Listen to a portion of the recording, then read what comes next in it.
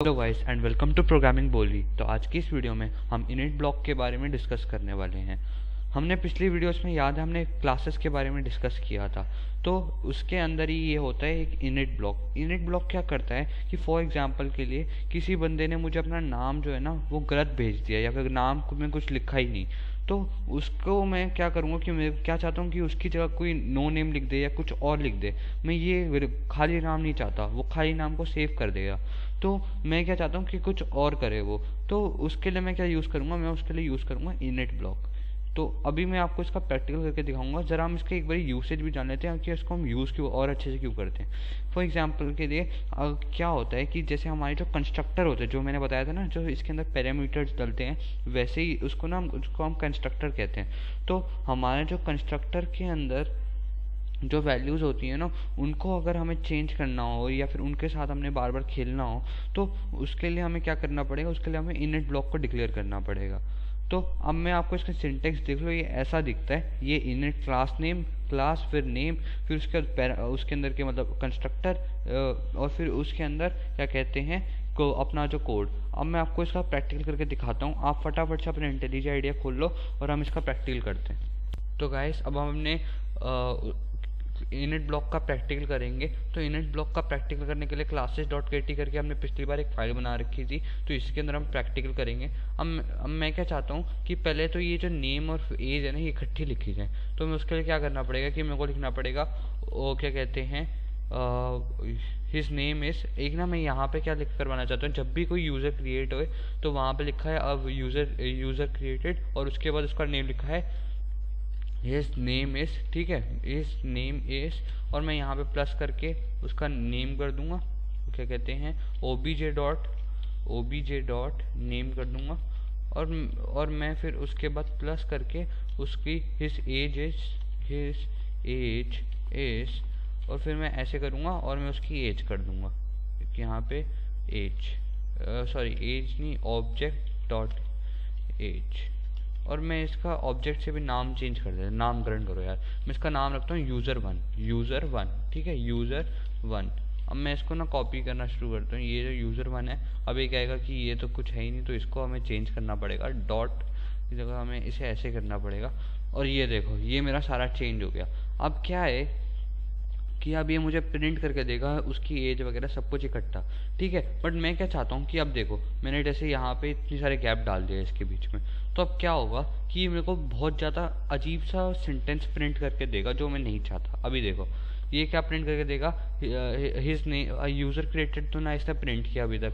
और फिर उसके बाद इसने प्रिंट क्या किया, हिज नेम इज़ करमन, और फिर करमन लिख दिया, बट बीच में इतनी सारी स्पेसेस। ओ माई गॉड, तो मैं ऐसा नहीं चाहता, है ना। तो मैं क्या चाहता हूँ कि वो ए बिना स्पेस क्या है, तो मेरे को उसके लिए एक फंक्शन होता है डॉट ट्रिम करके।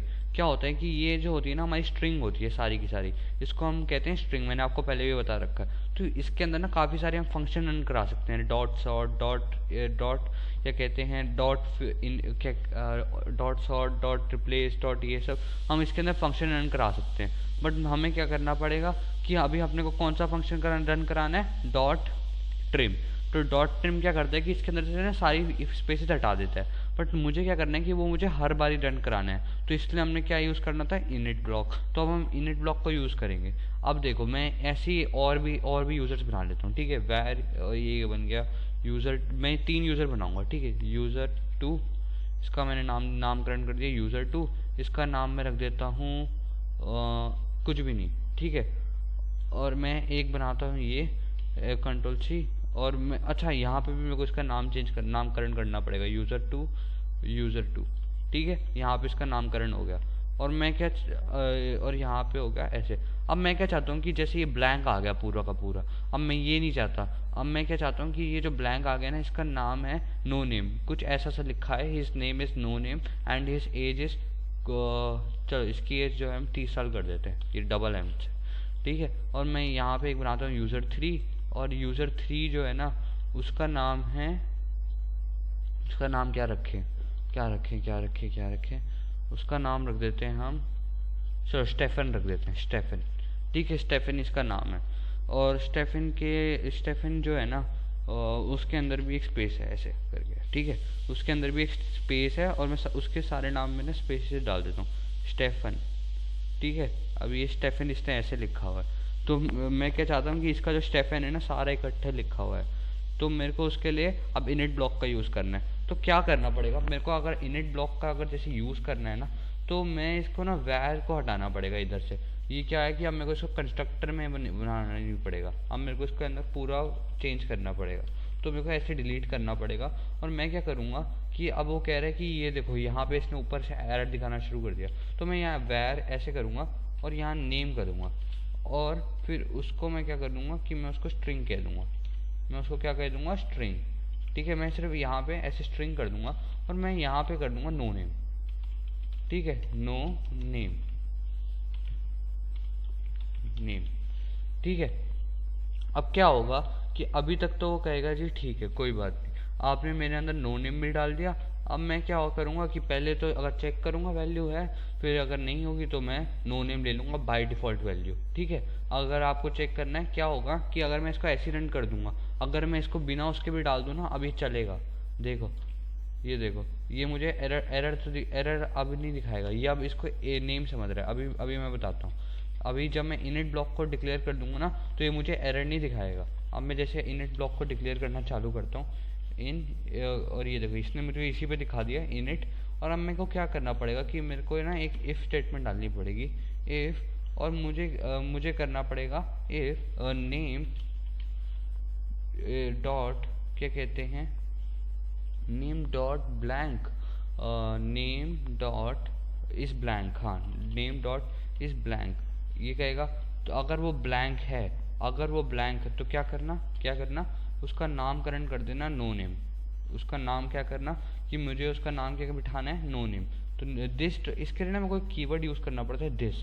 अब ये क्या है कि ये क्या करेगा कि जो वो वाला नाम है ना, ये वाला नाम है ना, उसको किस नाम के इक्वल करना है मेरे को, दूसरे के। अब उसको करने के लिए ना मेरे को क्लास के अंदर एक कीवर्ड को यूज़ करना पड़ता है जिसको कहते हैं हम this dot name equals to, अब मेरे को इसको क्या करना पड़ेगा, क्या कहते हैं, नो नेम, ठीक है, नो नेम। ये हो गया मेरा डिक्लेयर, ठीक है। अब क्या होगा कि अगर वो ब्लैंक आएगा तब नो नेम दिखाएगा, और एल्स क्या करना पड़ेगा मुझे कि मैं यहाँ पे करूँगा this dot name equals to, okay sorry, the name dot trim, क्या करूँगा मैं, this dot name equals to name dot trim, TRIM, ये लो ट्रिम। अब ये देखो ये ऐसे हो गया मेरा, मैंने इसको ऐसे डिक्लेयर कर दिया, ये होता है हमारा इनिट ब्लॉक। देखो मैंने इसमें इसको डिक्लेयर कर दिया। अब ये कह रहा है कि अगर ब्लैंक होगा तब वो उसका नाम नो नेम रख देगा, और अगर नहीं होगा तो उसका तो क्या करेगा कि वो उसके अंदर से ना ये सब ट्रिम कर देगा, ये सब ट्रिम कर देगा। अब अगर कुछ भी नहीं होगा तो ऑफ कोर्स वो क्या करेगा, वो उसका नाम नो नेम रखेगा, और देखो जैसे इसमें है तो इसमें स्टेफन को पूरा ट्रिम कर देगा। और मैं इसमें क्या करूँगा, अब मैं क्या चाहता हूँ कि जब भी बने तो क्या लिखा है, a new user has been created, तो यहाँ लिख दूंगा मैं प्रिंट एलन। अच्छा मैंने क्या किया, गलती से यहाँ गड़बड़ कर रहा था मैं, मेरे को यहाँ ही लिखना पड़ेगा प्रिंट एलन। और मैं क्या चाहता हूँ, a new user has been created, a new user has been created, ठीक है। अब देखो क्या होता है, अब देखते जाओ जल्दी। ये ऐसे ये पहली बार इन्होंने में हमेशा थोड़ा सा टाइम लेते हैं। और अब देखो जब यूज़र क्रिएट होगा उसने क्या प्रिंट किया, a new user has been created, और फिर उसके नाम प्रिंट कर दिया, हिज नेम इज़ करमन और his age is 15। A new user has been created, his name is no name, his age is 30। A new user has been created, his name is Stefan में से, अच्छा यहाँ पे Stephen में से मेरे को ये नहीं करना पड़ेगा, मेरे को अगर इसमें से अगर ये सब चीज़ें हटानी है, नहीं इनको नहीं हटाता, ये उसको हटाता है सिर्फ, क्या कहते हैं जो आगे वाली सिर्फ ब्लैंक स्पेसेस होती है, वर्ड्स के बीच की स्पेसेस नहीं हटाता। देखो जैसे ये वाली ब्लैंक स्पेस आ गई ना तो इसे हटाएगा ये। और अभी देखो क्या हो रहा है कि अभी तो वो तो हट रहा है, बट मैं क्या चाहता हूँ कि ये एक गैप के साथ है कि इस नेम इज करमन चिपका आ रहा है, ठीक है। मैं उसको आगे बढ़ाना चाहता हूँ। जो ये ट्रिम फंक्शन है ना, ये इसको नहीं हटाता, ये स्टेफन के अंदर जो ये वाली बीचेस वाली स्पेसेस है ना, इन्हें नहीं हटाती, ये सामने वाली स्पेसेस को हटा देता है। ठीक है, तो मैं इसे रन कराऊंगा और ये रन होएगा। और अब देखो, a new user has been created, his name is Karman, his age is 15। a new user has been created, his name is no name, जो मैं चाहता था। देखो ये वाला नो नेम था क्योंकि इसके अंदर कुछ है ही नहीं, तो his name is no name, his age is 30। a new user has been created, his name is Stephen, his age is 15। ठीक है, तो आई होप आपको समझ आया होगा, और अगर नहीं आया तो कमेंट सेक्शन में लिख के बताओ। अगर कोई डाउट है या फिर कुछ भी दिक्कत है तो प्लीज़ मुझे कमेंट सेक्शन में लिख के बताओ। तो बस आज की वीडियो के लिए इतना ही। मेक श्योर आप हमारे चैनल को सब्सक्राइब करें और बेल आइकन पे भी दबा दें हमारी वीडियो सबसे पहले देखने के लिए। And have thanks for watching.